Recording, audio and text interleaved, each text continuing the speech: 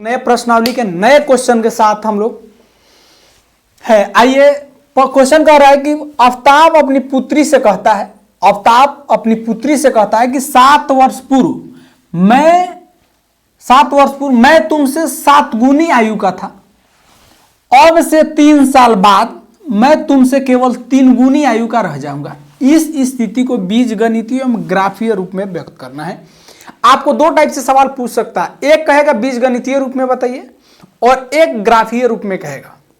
ठीक है, तो इसमें दोनों रूप के बारे में सिर्फ व्यक्त करने के लिए कह रहा है, सॉल्व करने के लिए नहीं बोला है। चलिए हम उसको बनाते हैं, इसका हल करते हैं। इसमें से मानना पड़ेगा किसी एक को, चूंकि हम द्विघात 2 चर वाला रैखिक समीकरण पढ़ रहे हैं तो इसमें 2 चर अपने को मानना है, उसी बेस पे इस क्वेश्चन को बनाना है। तो मानते हैं, माना कि आफ्ताब की पुत्री की आयु, आफ्ताब की पुत्री की आयु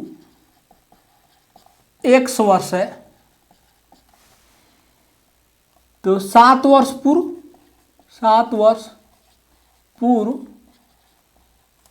पूर्व आफ्ताब की पुत्री की आयु क्या हो जाएगा, x माइनस 7। जैसे अगर अभी हमारी उम्र 10 साल है, कोई पूछे कि वर्तमान जो अभी उम्र है उससे आप 2 वर्ष पहले आपका उम्र क्या था, तो जो भी वर्तमान हमारा उम्र है उसमें से 2 वर्ष हम घटा देंगे तो 2 वर्ष पूर्व का उम्र मेरा पता लग जाएगा। ठीक है, तो यही मान के चलिए अभी इसका पुत्री की वर्तमान लिखिए, इसमें छूट गया है। वर्तमान आयु अगर x है तो 7 साल पहले, मतलब 1 से 7 साल पहले, तो 7 साल घटा देंगे तो वर्तमान आयु निकल जाएगा। अब आफ्ताब हो गया। अब आफ्ताब की पुत्री, अब आफ्ताब के बारे में, आफ्ताब की आयु, माना कि आफ्ताब की आयु क्या है,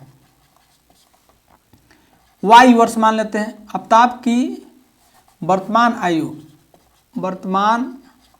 आयु y वर्ष है। तो 7 वर्ष पूर्व आफ्ताब की आयु, और आफ्ताब की आयु कितना हो जाएगा, y माइनस 7 वर्ष। अब प्रथम शर्त से चलिए, जो क्वेश्चन कह रहा है, क्वेश्चन कह रहा है कि 7 वर्ष में तुमसे, मतलब अपनी पुत्री के बारे में चर्चा कर रहा है कि x माइनस जो 7 है, इनकी पुत्री की आयु, पुत्री से कहते हैं कि तुम्हारे उम्र से मैं 7 गुनी आयु का रह जाऊंगा। आज से 7 साल पहले, ये हो गया आफ्ताब की आयु। ये अपनी पुत्री के बारे में कह रहा है कि जो तुम्हारा आयु जो होगा आज से 7 साल पहले, उससे मैं केवल कौ गुना रहूंगा, 7 गुना रह जाऊंगा। इसको सॉल्व कर लिए, y माइनस 7, ये हो जाएगा 7x माइनस 7 7 49। इधर ये प्लस में है, इसको इधर लाइए माइनस, तो ये हो जाएगा 7x minus 49 plus y, plus है तो इधर माइनस हो जाएगा, प्लस 7 बराबर 0 का हो जाएगा। 7x माइनस y, 49 में से 7 घटेगा तो कितना होगा,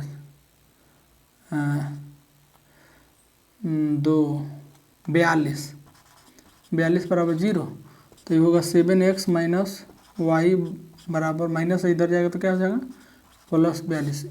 समीकरण 1 हो जाएगा। अब द्वितीय शर्त से,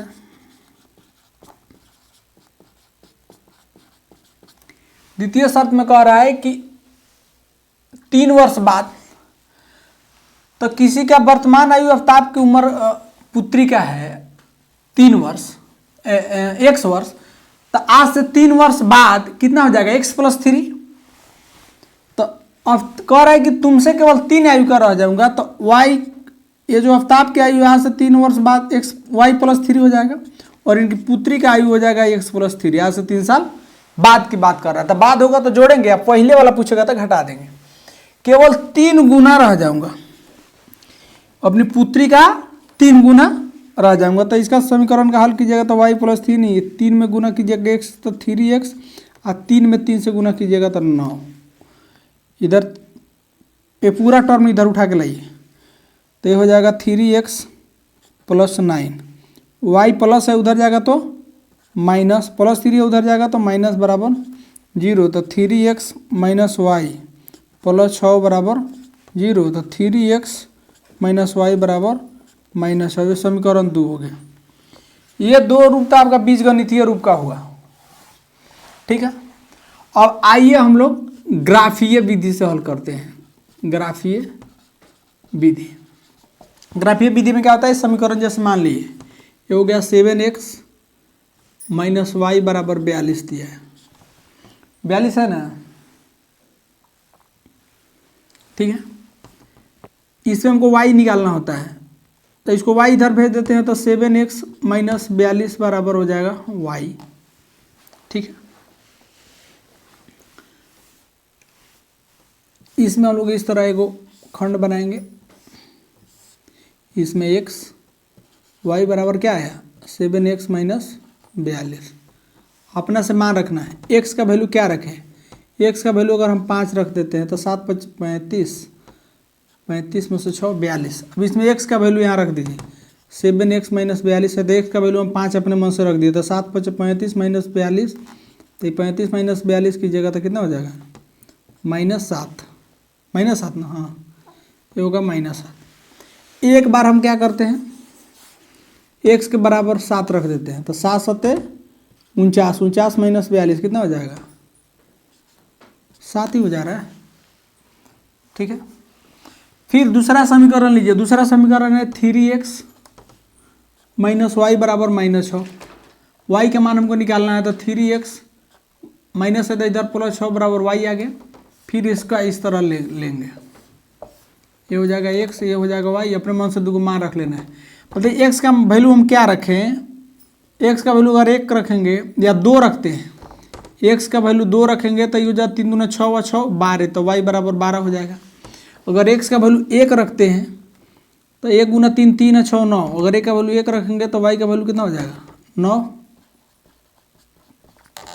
अगर x का वैल्यू हम 0 रख दें तो पूरा टर्म यहाँ से 0 हो जाएगा, ये कितना बचेगा 6। यही हो गया ग्राफीय विधि से इसका ग्राफ बनेगा। अगर आगे हल करने के लिए बोलेगा तो इसका ग्राफ बनाना है, नहीं बोलेगा तो रहेंगे, ठीक है।